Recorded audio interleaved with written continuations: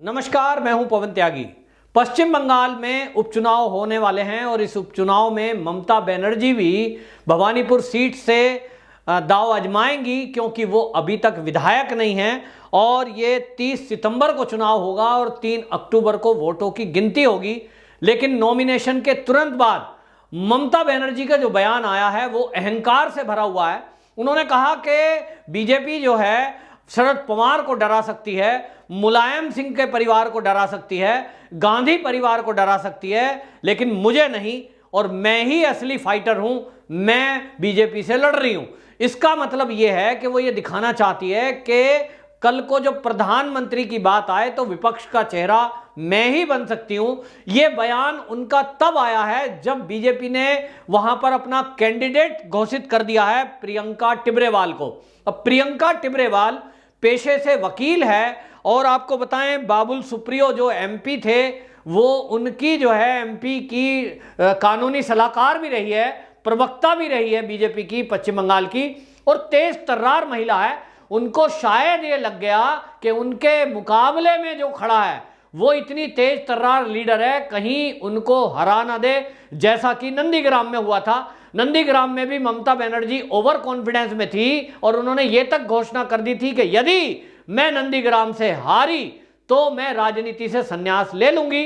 वो बात अलग है कि वो अपनी बात से पलट गई और संन्यास लेने के बजाय मुख्यमंत्री की कुर्सी पर बैठ के जम गई। अब सवाल उठता है कि ममता बनर्जी का ये जो बयान आया है ये ऐसे समय में आया जब कांग्रेस तो ये तय कर चुकी कि भवानीपुर सीट से कांग्रेस का कैंडिडेट वो ममता बनर्जी के सामने नहीं उतारेगी। यानी एक तरह से सहमति है, उनको समर्थन है, लेकिन ममता बनर्जी को इतना अहंकार है, उनको लगता है कि मुझे कांग्रेस के समर्थन की जरूरत नहीं है, मैं भवानीपुर सीट से जीत जाऊंगी। और उन्होंने एक बंगला में नारा भी दिया है कि मैं के जाने का, और इस पर आपको बताएं जो प्रियंका टिब्रेवाल है उसने एक टिप्पणी की है जो लोगों को सोचने को मजबूर करती है। प्रियंका टिब्रेवाल ने कहा कि ममता बनर्जी वो मुख्यमंत्री बनी हुई बैठी है कि जब चुनाव के बाद हिंसा हो रही थी पश्चिम बंगाल में तो उनको जनता के साथ खड़े होना था, कार्यकर्ताओं को समझाना था, अपने टीएमसी के लोगों को, पुलिस को एक्शन के लिए कहना था, लेकिन वो जनता के बजाय वो अपने टीएमसी के कार्यकर्ताओं के साथ खड़ी हुई जिन्होंने हिंसा को अंजाम दिया। और इसलिए जो ममता बनर्जी वहां की पब्लिक के हित में नहीं है, गुंडागर्दी के साथ खड़ी होती है, कहीं पुलिस सिस्टम का दुरुपयोग हो रहा है, ऐसी महिला अगर भवानीपुर से जीतकर भी आई तो वो कितना भला करेगी, ये सवाल प्रियंका टिब्रेवाल ने ममता बनर्जी के लिए छोड़ा है। और ये एक सोचने की भी बात है। आप देखिए कि जो भवानीपुर सीट है वहां से टीएमसी का ही कैंडिडेट जीता है, लेकिन उस जीतने के बाद क्या भवानीपुर में अभी तक कोई विकास की बयार बही है? क्या वहां लोगों की सुरक्षा की गई है? क्या वहां लोगों को कुछ सुविधा दी गई है? नहीं। और भवानीपुर सीट पहले भी रही ममता बनर्जी की, तो उस एरिया में ऐसा तो नहीं है कि बहुत ज्यादा विकास हुआ हो। और इसलिए प्रियंका टिब्रेवाल मीडिया से बात करते हुए ये भरोसेमंद लग रही है। उन्होंने कहा कि जिस तरह से नंदीग्राम में शुभेंदु अधिकारी ने ममता बनर्जी को लगभग 2000 वोटों से हराया, मैं भवानीपुर सीट से ही उनको कड़ी टक्कर दूंगी और उनको हराऊंगी। उस बात के लिए जनता के बीच में जाऊंगी और मैं अपनी बात और ममता बनर्जी का करैक्टर, यानी ममता बनर्जी जो 10 साल पिछले सालों में तुष्टीकरण की राजनीति की, इस बारे में जनता को बताऊंगी। और राजनीति है, राजनीति में अक्सर आप देखते हैं क्रिकेट का गेम और राजनीति, इसमें कुछ नहीं कहा जा सकता। क्रिकेट के गेम में आखिरी बॉल तक आप ये नहीं कह सकते कि कौन हारेगा कौन जीतेगा, अनुमान लगाए जाते हैं। और ममता बनर्जी ने अनुमान लगाया था नंदीग्राम पे, तो नंदीग्राम पे अनुमान लगाया था कि 100% मैं तो जीत ही जाऊंगी और शुभेंदु अधिकारी हार जाएंगे। और शुभेंदु अधिकारी भी घोषणा कर चुके थे कि मैं राजनीति से संन्यास ले लूंगा, तो उनको लगा कि आमने सामने कोई बचेगा ही नहीं, बस इसलिए चुनौती दे डालो। चुनौती दे डाली, नतीजा सामने है। ममता बनर्जी का अहंकार चूर चूर हुआ, लेकिन हुआ कि नहीं हुआ ये अब उनका ताजा बयान दिखा रहा है, जिसमें वो कह रही है कि बीजेपी से वो डरती नहीं है। अब आपको बताऊं, ममता बनर्जी इस बात को कान खोल के सुन ले कि इसी तरह ये फारूक अब्दुल्ला बोलते थे, इसी तरह महबूबा मुफ्ती बोलती थी, हम बीजेपी से डरने नहीं है, ये जो हमें डरा रहे हैं ऐसे हम डरते नहीं है, और डरते नहीं है कहती रही थी, और हाउस अरेस्ट चुपचाप बीजेपी ने कर दिया एक आदेश पर। तिरंगा झंडा नहीं उठेगा, कश्मीर के अंदर तिरंगा भी उठा, लहराया, हर स्कूल हर सरकारी बिल्डिंग में लहराया। इतना ही नहीं, जन्माष्टमी पे बाकायदा वहां जो झांकी निकली, ये पहली बार हुआ। तो आप केंद्र सरकार को चैलेंज ना करिए। और ममता बनर्जी वो कहते हैं कि छाछ तो बोले ही बोले, वो भी बोले जिसमें 36 छेद। तो ममता बनर्जी जी, आपकी राजनीति में आपके इर्द गिर्द जो लोग हैं, चाहे वो आपका भतीजा अभिषेक है, चाहे वो आपके जो है फरहाद हाकिम हैं, फिर चाहे वो आपके कई सांसद हैं, और आपके पूर्व मेयर हैं कलकत्ता के, सब फंसे पड़े हैं।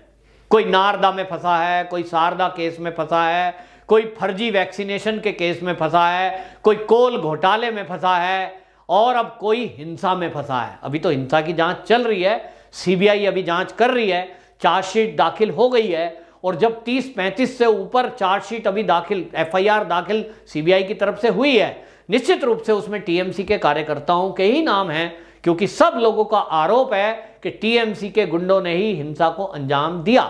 तो निश्चित रूप से ममता बनर्जी जी, अभी तो आपका घर कच्चा है, कमजोर है, अभी चुनाव दूर है। इससे पहले सीबीआई एक्शन में आ गई तो अभी 30 तारीख दूर है, हो सकता है उसके पहले आपके भतीजे भाइयों को जेल हो जाए। क्या होगा, इस राजनीति में कुछ भी हो सकता है। आप कहती हो बीजेपी से डरती नहीं हो, बहुत अच्छी बात है, किसी राजनीतिक पार्टी से किसी को डरना नहीं चाहिए, लेकिन बीजेपी के लोग क्या टीएमसी से डर गए? आपने खूब गुंडागर्दी की, टीएमसी के लोगों ने लोगों की हत्याएं की, बमबाजी भी की, रेप किए, लेकिन उसके बाद भी बीजेपी के लोग डरे नहीं। और भवानीपुर सीट से प्रियंका टिबरेवाल का उतारना यह सिद्ध कर रहा है इस बात के लिए कि आपसे तो एक महिला भी नहीं डर रही, युवा है। हो सकता है भय के कारण सब लोग मना कर देते। शुभेंदु अधिकारी ने तो कहा था ममता बनर्जी को जैसे मैंने नंदीग्राम से हराया यहां से भी हराऊंगा, लेकिन पार्टी ने कहा नहीं भाई, तुम विपक्ष के नेता हो, तुम्हारे को दिल्ली में आना जाना पड़ेगा, पूरे इस उपचुनाव की बागडोर संभालनी पड़ेगी, और इसलिए तुम ये लड़ने के लिए नहीं लड़ना। लेकिन आपको बताएं, बीजेपी के पास कई लीडर थे, पुरुष लीडर थे, दबंग लीडर थे, लेकिन वो कोई ना आगे उतार के प्रियंका टिबरेवाल को उतारा गया। ये जताता है कि बीजेपी में कार्यकर्ता डरने वाले नहीं हैं। जान हथेली पर लेकर इस देश की रक्षा के लिए वो जब निकल पड़ते हैं तब फार्म भरते हैं। मोदी जी जो आज देश के प्रधानमंत्री बने हुए हैं, वो जम्मू और कश्मीर के अंदर लाल चौक पर तिरंगा लहराने के लिए तब निकल पड़े थे जब आतंकवाद पीक पर था, किधर से भी गोली गोला आ सकता था, लेकिन डरे नहीं, क्योंकि मातृभूमि की रक्षा के लिए, मातृभूमि की तरक्की के लिए और जज्बा पैदा करने के लिए वो कहीं भी कभी भी जा सकते हैं। ऐसे भारतीय जनता पार्टी के कार्यकर्ता होते हैं। वो कोई किसी के लालच में, स्वार्थ में, किसी के टुकड़ों पे पलने वाले, कोई खानदानी परिवार से आने वाले ऐसे कार्यकर्ता नहीं है। एक जमीन के स्तर का कार्यकर्ता जो कल तक कहीं दरी बिछा रहा था, पोस्टर लगा रहा था, आप देखेंगे कि कुछ साल में ही अचानक से निकल करके वो कहीं अध्यक्ष बन जाता है प्रदेश का, कहीं वो अध्यक्ष बन जाता है किसी संगठन में, कहीं एमपी या विधायक हो जाता है। तो ये भारतीय जनता पार्टी अलग तरह की पार्टी है, जहां सच्चे रूप में संविधान है, कार्यकर्ताओं का सम्मान है, और इसलिए यहां पर निर्भय होकर लोग अपनी बात भी रखते हैं, कोई विरोध भी है तो उसको भी रखते हैं। और यहां कोई खानदानी पार्टी नहीं है, कोई एक पारिवारिक पार्टी नहीं है जैसे कि टीएमसी है। ममता बनर्जी हैं, उनका अब आगे भतीजा आ गया। मुलायम सिंह जिसकी बात ममता बनर्जी कर रही हैं, मुलायम सिंह थे, अब उनका बेटा आ गया। शरद पवार की बात कर रहे हैं, शरद पवार हैं, अभी उनकी सुप्रिया सुले बेटी आ गई। राहुल गांधी की बात कर रही हैं तो सोनिया गांधी है, तो अब उनका बेटा आ गया, बेटी आ गई, आगे से बेटी के बच्चे आने लगे, अब स्टेज पे आने लगे हैं। तो आप किस विपक्ष की बात कर रही हो ममता बनर्जी?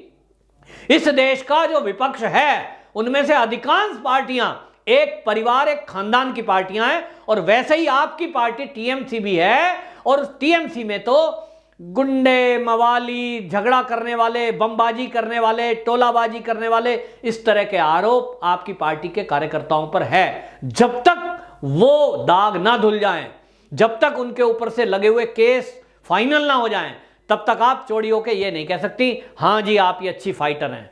गुंडागर्दी कोई फाइट नहीं होती, लड़िए, संवैधानिक तरह से लड़िए। अभी तो चुनाव की घोषणा हुई है, अभी से टीएमसी के कार्यकर्ताओं ने बमबाजी और ये सब शुरू कर दिया है। क्या भवानीपुर में भी आप लोगों को इसी तरह डराओगे, धमकाओगे, वोट डालने से रोकोगे? क्या इसी तरह से लोगों के घर में जाके टीएमसी के लोग डराएंगे कि बीजेपी को वोट दी तो, बीजेपी का झंडा लगाया तो इसका मतलब तो आप खेला होवे के मूड में हो कि जनता को फिर से डराकर आप सोच रहे हो कि लोग डर जाएंगे और ममता बनर्जी निर्विरोध जीत जाएगी। ये अब सपना आपका साकार नहीं होगा। और देखते हैं, ममता बनर्जी यदि ये कहती है कि वो असली फाइटर है और बीजेपी से फाइट कर रही है तो ठीक है, मुख्यमंत्री बनी हुई बैठी है, फिर डर काय बात का? भवानीपुर एक भी बार जाना मत, एक सभा करना मत, बैठ जाओ घर में कि मैं डरती नहीं, और देखें कि जीतती हो कि हारती हो। लेकिन ममता बनर्जी वाकई में डरी हुई है। ये बयान विपक्ष को लेकर जो दिया है, ये दिखाता है कि ममता बनर्जी का भय है और इस भय के कारण ममता बनर्जी की घबराहट है और इसलिए पूरी ताकत लगा रही है। जो खेला होवे का नारा दिया गया है वो कार्यकर्ता खेला के मूड में है, लेकिन अब भारतीय जनता पार्टी ने भी कमर कस ली है, कार्यकर्ताओं ने भी कमर कस ली है। टीएमसी के गुंडे कितनी भी बमबाजी करें, कितना भी डराएं, डरने वाले नहीं हैं। देखना है चुनाव में क्या होगा। बहरहाल ममता बनर्जी को एक महिला ने ही चुनौती दी है और वो चुनौती देने वाली जो कैंडिडेट है उसी को सैल्यूट हो कि कम से कम कोई उस ममता बनर्जी के सामने तो आया जो अभी तक रोहिंग्या और बांग्लादेशियों के बेस पर इतनी हिंसा को अंजाम दे रही थी और अपने गुंडों के पक्ष में ही चुपचाप मौन होकर हिंसा को होती देख रही थी। ऐसे में एक महिला कैंडिडेट का सामना करना ये अपने आप में एक बहुत बड़ी बात है। वंदे मातरम।